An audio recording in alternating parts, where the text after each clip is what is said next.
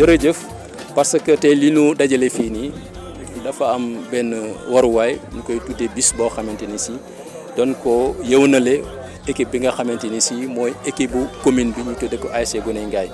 ndax ci jamono yi passé ci weeru koor gi dañ fi ñëwoon di waxtaan ak ñun ci jafe-jafe yoo nga xamante ni si dañ koo am ci wàllu dem ak dikk ñu koy tuddee transport li nga xamante ni si ASC bi dañ koy jànkoonteel ñu nag ci loolu dinañ xool nan leen mën a jàppale dimbale leen nga xamante ni si loolu au moins na nekk benn problème boo xamante ni si dinañ ko dindi ci loolu la ñu amee benn bis def ko ci seen disposition maanaam bépp benn bés bu nga xamante ni si dinañ war a génn football yi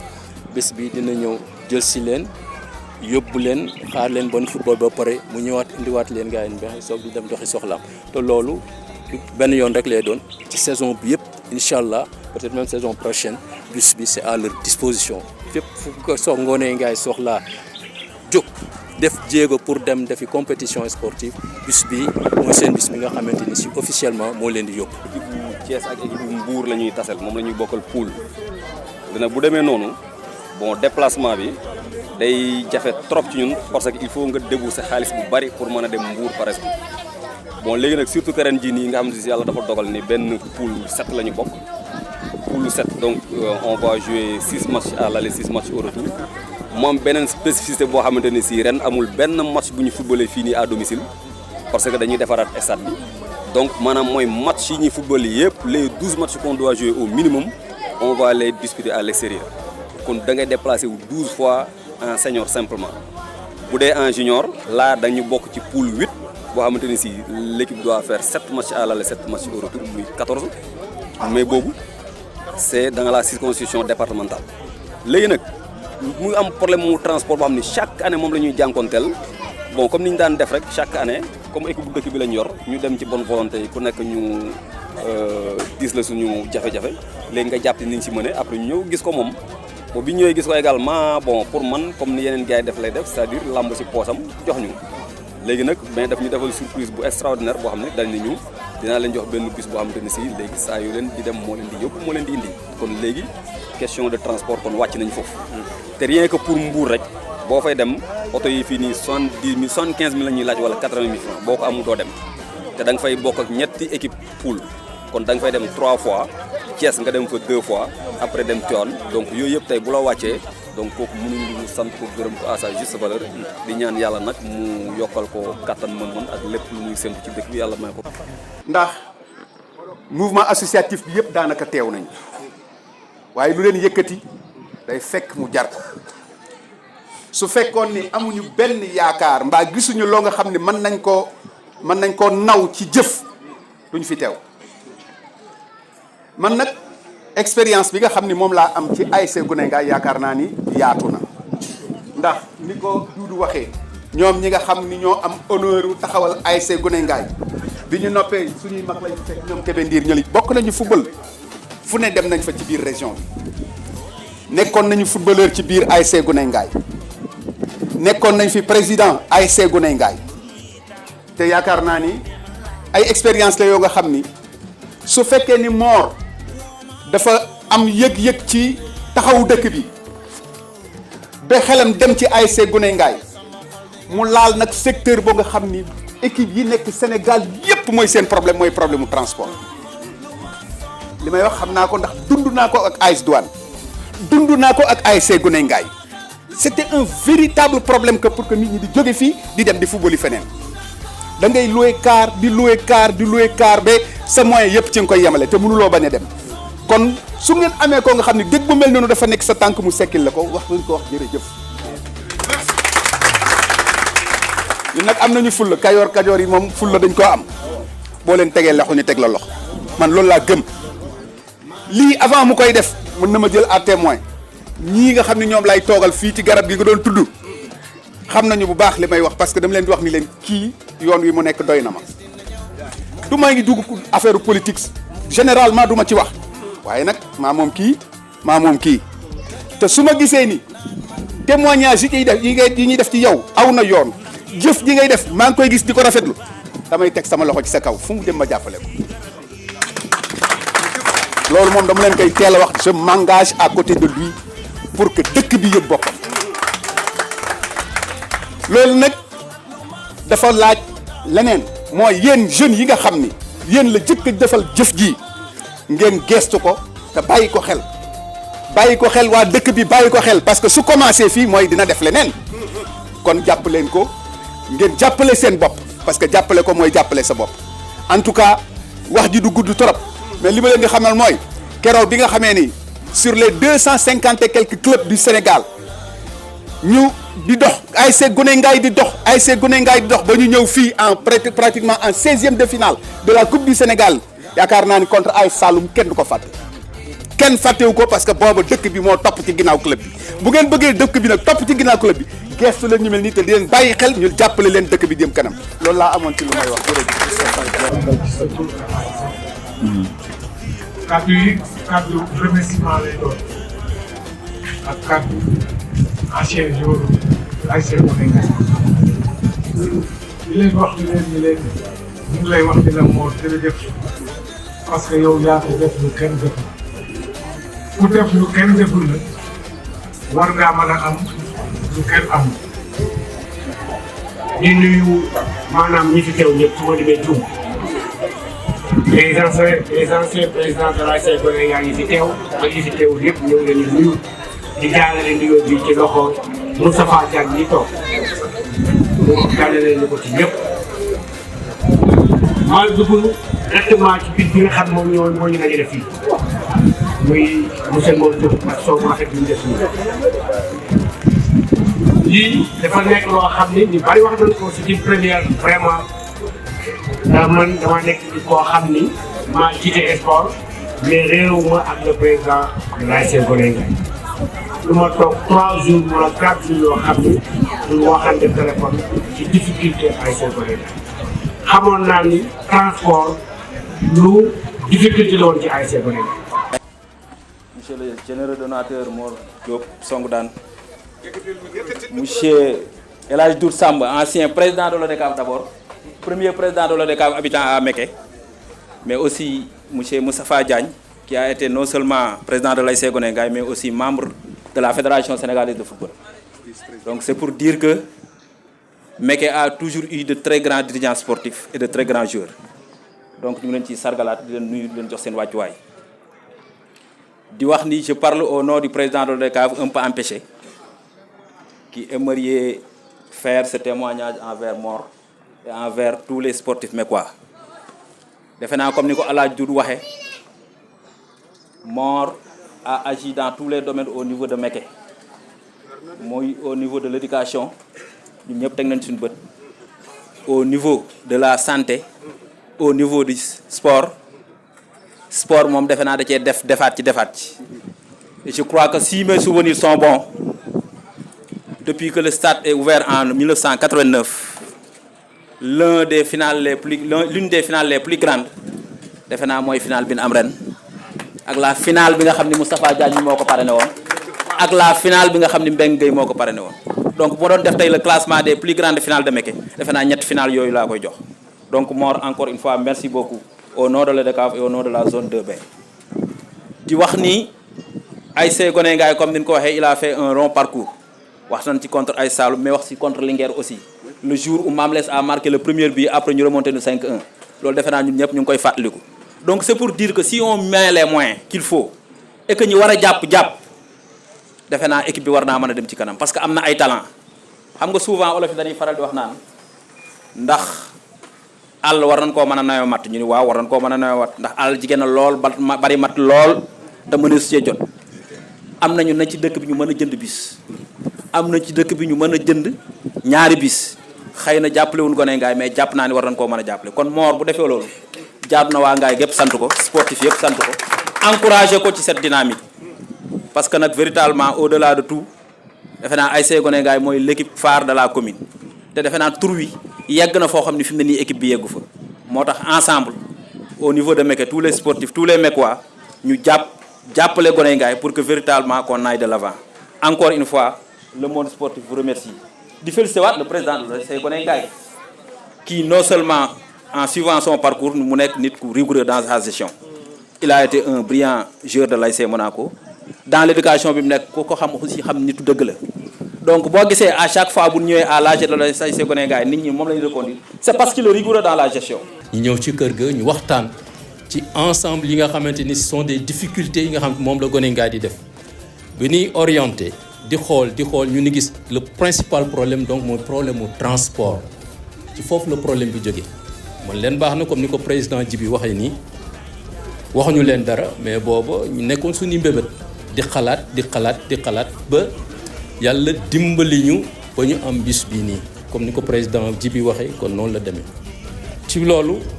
président Djibi ñu ñëwaat defaat beneen réunion ñu ni kon comme que gis nañ problème bi am mooy problème mu bus donc on vous mettra à votre disposition un bus boo nga xamante ni si pour l'ensemble de la saison yi di ñëw tamit dootu leen amati problème mu transport bu ngeen di dem bu ngeen di dikk fu ngeen mën a dem ci Sénégal bus bi dina leen jël si Ngaye Mékhé yóbbu leen bu ngeen paree seen match mu indiwaat leen suivant seen calendrier bi leen ligue régionale joxe après nga di ma pour l'instant on ne maîtrise pas notre calendrier mais match bu nu am incha allah dinañ la informer ba match comme ni nga ko waxee tey jii nii il devait y avoir un match à Tivaouane mais keroog nga ma envoyé annulation bi donc ce qui signifie que bu doon lool tey jii bis bi dafay yóbbu joueurs yi mais ce n'est que partie remise incha allah prochain match le bus sera là et amènera les joueurs yooyu yëpp nag bu amee bu ngeen ko gisee c'est dans le cadre de bien faire comme ni ko ñëpp waxee jël parole fii nii ñun ñëpp Ngaye leen dëkk kenn ku ne am na ci sa xol kenn ku toog fii nii sa xol am na lu mu yéene defal ko Ngaye man leer na ma kenn ku nekk fii ci toog ci tente bi am na loo xamante ni si buñ ko fëggoon bu nekkoon ci moom dina ko jox waa Ngaye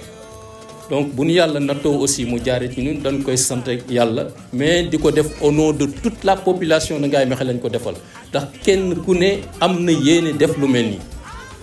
donc ñu ngi remercier bu baax ci sant bu baax di gërëm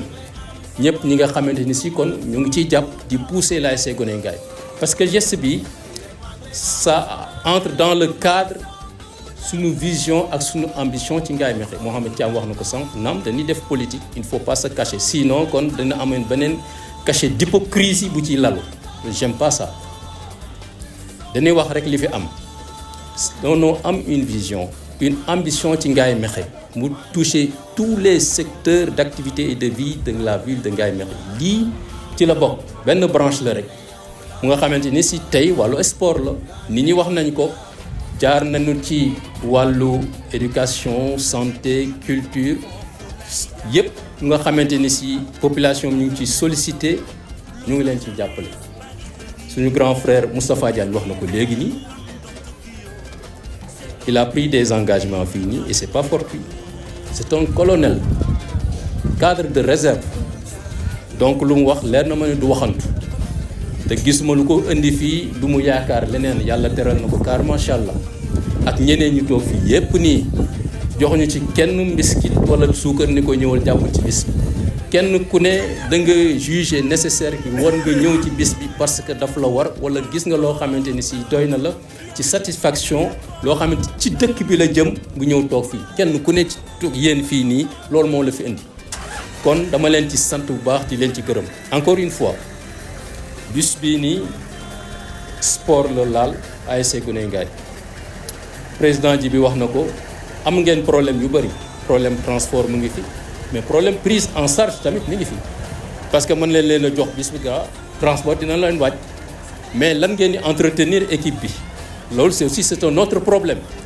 donc waa Ngaye doomi Ngaye yépp kon war nañoo gestu le président Djibi Ndiaye jàppale ko ci loolu parce que tamit dafay di gën a baax performance yi di gën a yokku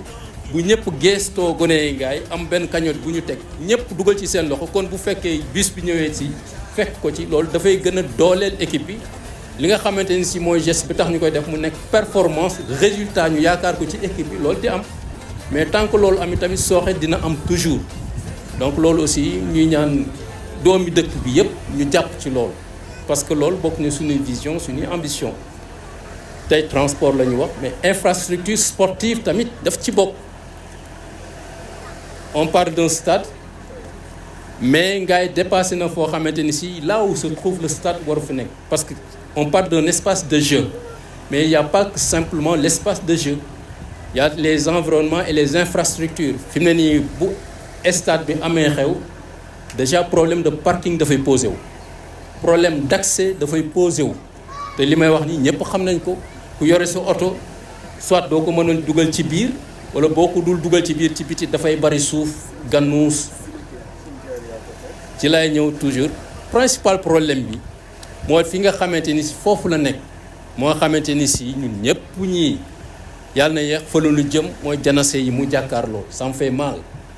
parce que bon peut-être circonstance la woon ban ko fay def loolu circonstance la woon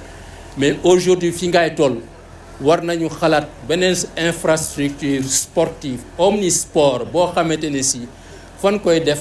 dina mucc ayib nga xamante ne si fi mu jàkkaarloo ñi nga xamante ne si déjà rek le quartier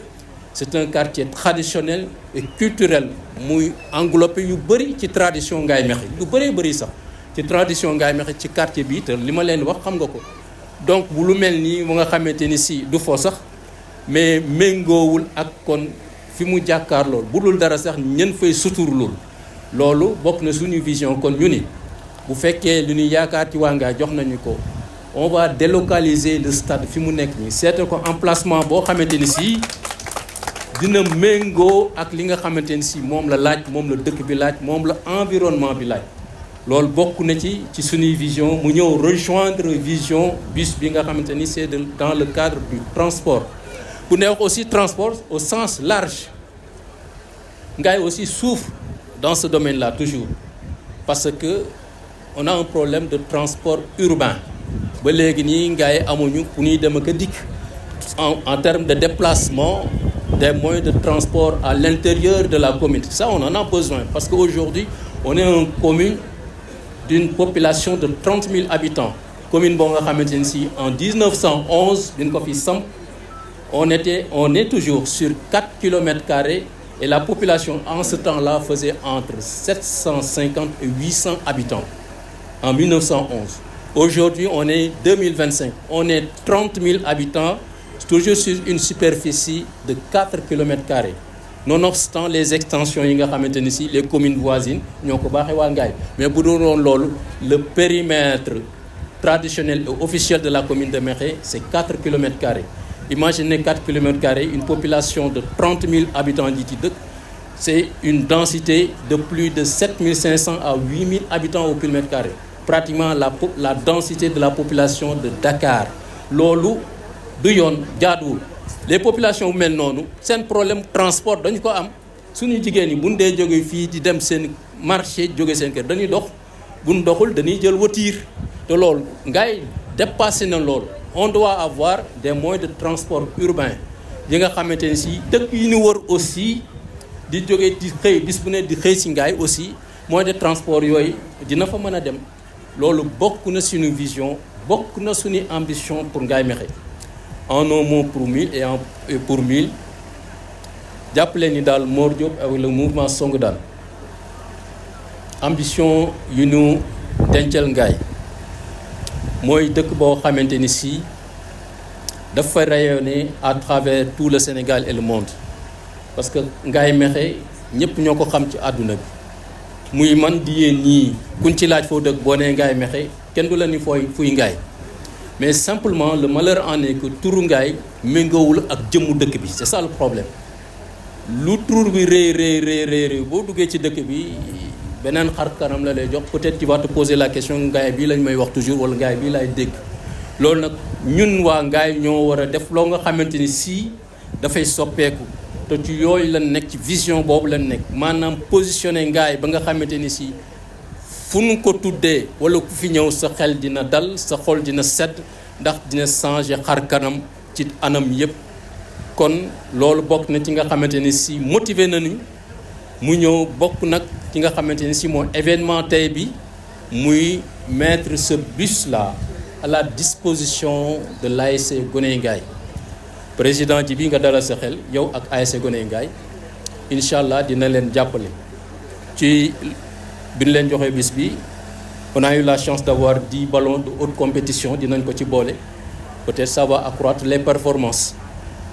bu leneen ñëwee tamit dinañ ko ci boole monsieur le président de la ligue régionale de basket dégg nañ wax bi heureusement que Djibi est là dina leen accompagner dina leen dimbali ah bis bi bu disposition amee fekk xale yi génn incha allah on va mettre le bus à leur disposition parce que c'est des jeunes de gars aussi ah c'est du sport on parle du sport tey waa football ñoo soxla mais bu waa basket tamit soxla si le bus est disponible le bus viendra les prendre et les amener à destination xaar leen ba ne pare ñu ñëwaat incha allah kon monsieur le président de la ligue na sa xel dal ci loolu